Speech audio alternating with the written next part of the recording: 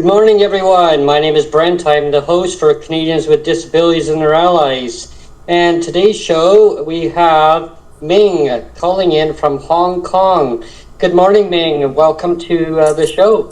Thank you for coming on. Good morning. Thank you for inviting me. I'm really happy to be here. Hi, everyone. My name is Ming, and I'm a Neurodivergent PhD candidate in the Department of Public and International Affairs at the City University of Hong Kong. I'm studying ableism, in particular autism advocacy and ODSP policy implications in Ontario. And most of my family members and friends are in Toronto, and I used to live in Mississauga as well.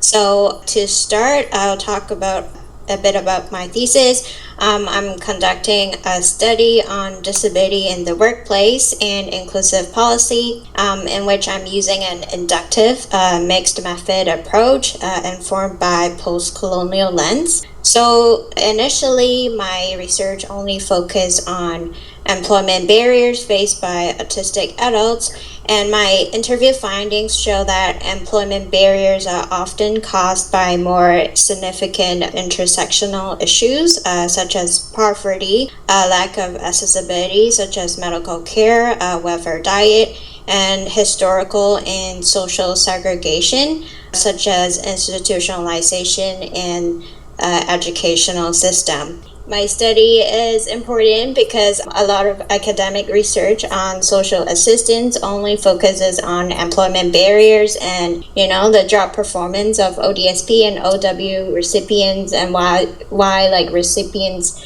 succeed or fail in leaving the social assistance program. There's a large gap between our research and lived experience, and I hope to be a part of bridging the gap. And I think I listened to one of the shows where Nell talked about how the government doesn't want to hear bad truths and just, want to have successful stories. And there's this topic about gatekeepers.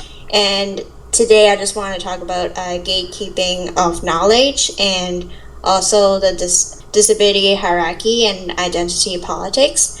So first, I'd like to highlight how accounts of lived experience are often criticized as being too emotional by quantitative researchers because every writing or data should be quote-unquote objective.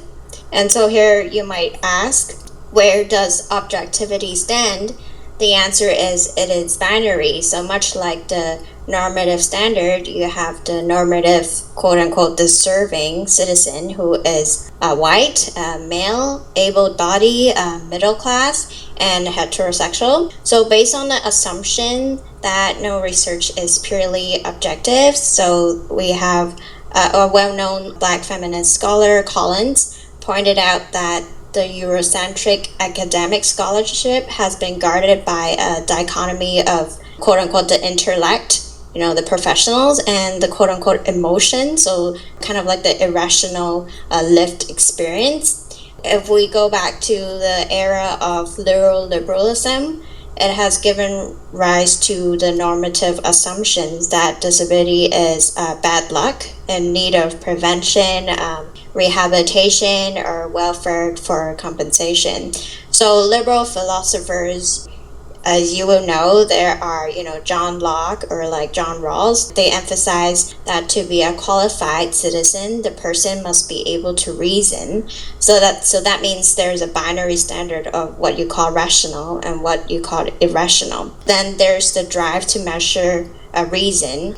You will know this by Sir Francis Galton's eugenics viewpoint, where he put disabled people in the box of the group of so-called deviants by drawing the boundaries comprised of the supernormal, and then you have the normal and the subnormal based on the bell curve. So this all came out during liberalism, and so I will show in my findings how disabled people are still evaluated by such liberal judgments, which is essentially ableism, and how disability studies made to be very white colonized. So you don't really hear about intersectional issues or how racism and disability intersects. So my findings show that even within the disability community, you have a benchmark of what is considered quote unquote disabled.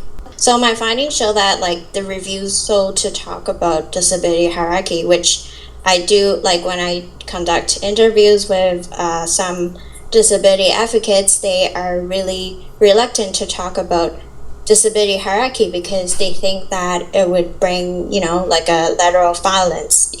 Just talking about it, it brings about lateral violence on who is most victimized. But the issue is, if you don't talk about something, if you don't talk about the most marginalized, then it sustains the power held by the polarized view and further excludes the most marginal people from the conversation. And these people are often not listened to and are constantly being pushed down and made unseen. So, which is kind of like ableism, which, wishing things go away, but the issue is there, My findings reveal that many barriers come from societal fear of disabled people, prejudice, biases, discrimination, and misinformation. It's segregation, right? It's it's dividing the whole community of persons with disabilities around the world and segregating them away from society. It's like, in my view, it's like tucking them away, of saying, well, there's so much ableism in society that they're not equal, and that equality is so important in the world, right? Everybody should be included and belong to the existence, and nobody should be treated differently. And so that's kind of my overview of that. I'm gonna reach out to Neil and get his take on that, and then we'll continue to listen to what you want to talk about, for sure. Yeah, sure. Yeah, hi Ming. When Brent and I were discussing that you were coming on to the show, we were talking about disability hierarchy, and we were trying to decide, Brent was kind of saying, well, what is that? And kind of right away, I made the connection of that it's similar to identity politics, where you're segmenting people, or you have this stratification of people, and you're putting people in smaller and smaller boxes, and saying, it's not enough to be human. It's not enough to be just disabled. You have to be disabled and Aboriginal, or you have to be disabled and I don't know. Like I said, a smaller and smaller box, right? And, exactly. I wanted to know your take on what you thought of the connection between identity politics and this disability hierarchy that you're talking about. If you think they're similar, similar kind of idea. Yeah, exactly. So this is what identity politics definitely have, a relationship with the disability hierarchy, because back to what I was saying about how people don't want to talk about disability hierarchy is just because it also stratified people based on, as you mentioned, based on their characteristics. So it kind of brings more divisions and segregation.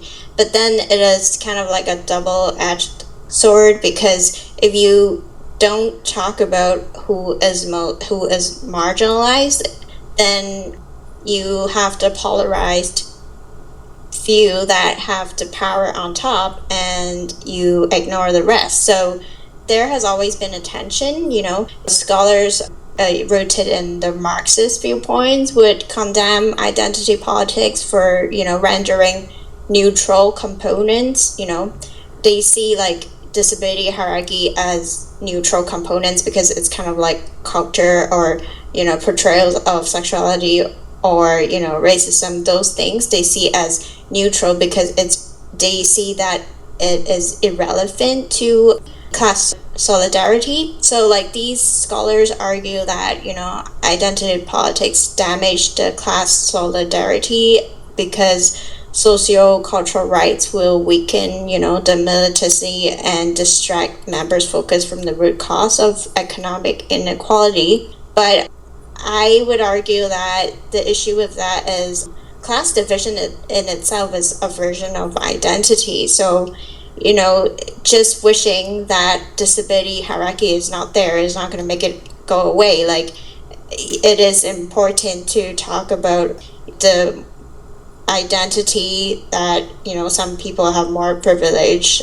standing like their voices are louder, even within the disability hierarchy, and they kind of overshadow other people's voices. So, one of the things that bugs me is kind of a baked-in discrimination, that the systemic discrimination that's kind of baked into the system. A really big example of that is our social assistance system and our welfare system, where it's like, if you're on social assistance or welfare, it's like, well, you're fair game for discrimination kind of thing. And that's what I've been fighting for with the government for so long, for the last 9 years with clawbacks.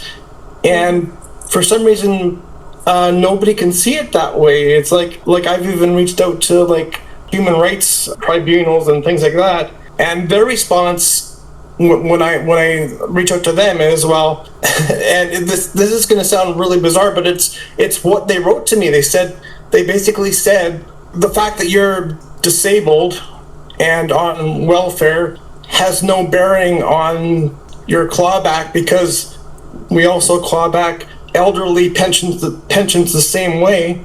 And so it's their response basically is, well, if we distribute the discrimination equally, it's no longer discrimination, which is just a bananas way to think about it, right? And that's basically the response, is that as long as the discrimination is equal, it's no longer discrimination.